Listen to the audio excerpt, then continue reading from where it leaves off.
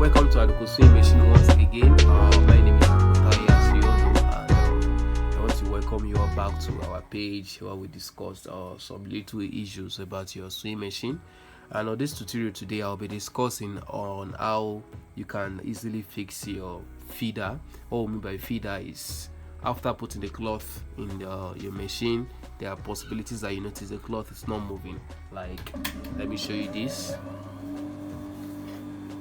Like this now, like this man is saying, you can see that the cloth is moving. So there are possibilities you notice that your machine is the cloth is not moving after you pedal the machine. Immediately you notice that there are a few things to just to make sure you put in place. Now the first one is, stay to the end of this video because I want to discuss just 3 major things with you. The first two is pertaining to this feed, and the second, the last one, is your stitches adjustment. Now let's go straight to the point. We have just two things that will affect your machine from moving this way. We have just two directions of it, and while fixing this, the first thing you must check is you bring your cloth out. You bring your cloth out from this side. After you bring the cloth out, the first thing you have to check is to confirm if this teeth, as you can see in the video, to confirm if this teeth is not shaking. If this teeth is shaking, like you can see I'm using my screwdriver to touch it. If this is shaking, the best you do, you open this side, you see these two black knots. There is a two black knot here. You tighten it. When you tighten it, then your machine will be moving. Your machine will be moving. The second you have to check is after turning your machine to this, removing. I always tell you, whenever you are not sewing, remove this thread from the needle.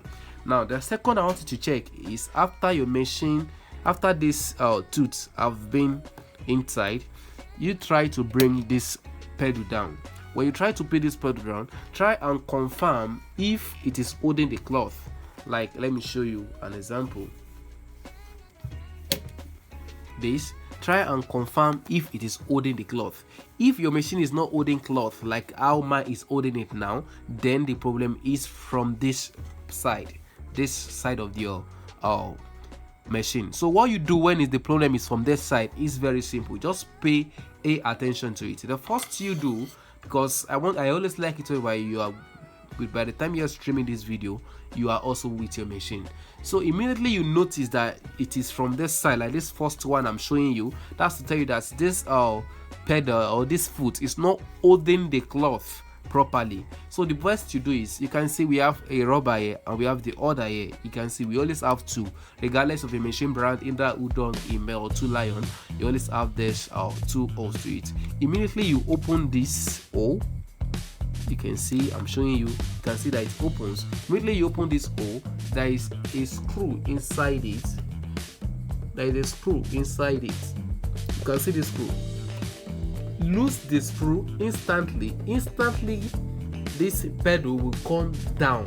When you loose this screw, this will come down instantly, and you tighten it back. Immediately you tighten it back, then you solve the problem.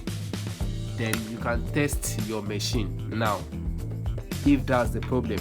The second of it is from another perspective or another dimension. You know, we have two ways to this machine. We have the upper part, which is there, and the main part of it, which is this feeder itself. You know, we have the down feeder and we have the feed holder. So if this feeder itself is the one that is not coming up at all, you will notice this by when you're turning your machine. This tooth will not be touching, you will not be feeling it. It will be down. It will not come up at all. It will be down. It will not come up at all. So what you do here is, you know, we are addressing the second problem now. So make sure you get it. If this first one is not it, then it's definitely this. So make sure you get it. Now you turn your machine this way. This is the knot controlling the tooth side. This is the knot. Now this is the way we set it. We don't just open and loose the screw and tighten it back. You make sure that immediately you lose this. First of it, this will be down. One, when this is down, the tooth should not show up. And the second of it is when this your needle is off, finally the tooth should be showing up at least to a significant level. So immediately you turn this machine to the side, you getting it? This nut, you lose it. When you lose it, like I'm doing this, you push it up a bit, not fully, you know, you can press it finally now, but instead of pressing it finally, give it a little gap, just very small, and tighten it back. Immediately you tighten it back, what you will notice is you now be feeling this teeth up. You'll be feeling it. You'll be feeling it up.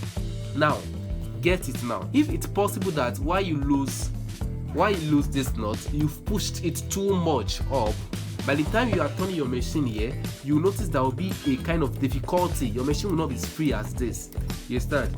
You notice there's a kind of difficulty while the machine is moving. Then you have to come back here, lose this a bit, and readjust yourself and tighten it back. That is all. If you can fix these two sides, your machine will move. You notice the cloth is moving. And the bonus I promised to add to your machine, to your video this evening, that I say you should stay to the end, is not particularly training, because for you to be using your an industrial machine, I believe you're a professional. So I'm just adding this for you. What I'm adding to you now is what we call the stitches gap. We have what we call stitches gap. This is it. You can have a look here. Let me change the direction of my video. This, we have what we call the stitch gap. This, can you see? Okay, now my person there is using 1.5 because it is correct. You measure it based on this dot.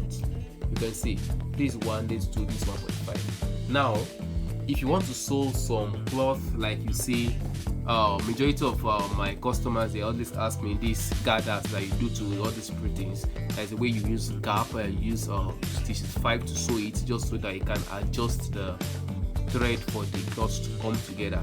Then you use 5. Are you getting it? Now notice this side of it that I'm discussing with you is not for speed reduction, it is for your stitches gap. Like you can see now, this is 1.5. If you want it to be wider than this, you put it into 3 to 5.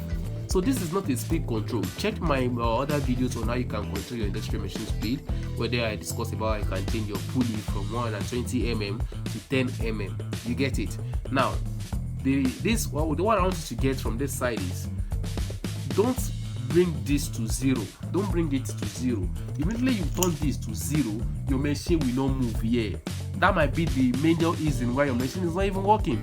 So if this is in 0, your machine will not work. It will not move at all. So make sure you put it around 1, 2, 3, 4, or 5. But some people prefer it to be 1.5, some prefer it to be 2. Any of which you prefer, just set it to that side. Thanks for streaming this video. My name once again is Lugbe Abuja. Ensure you do subscribe and you share it to your other fellow professions in this fashion industry. Thank you once again.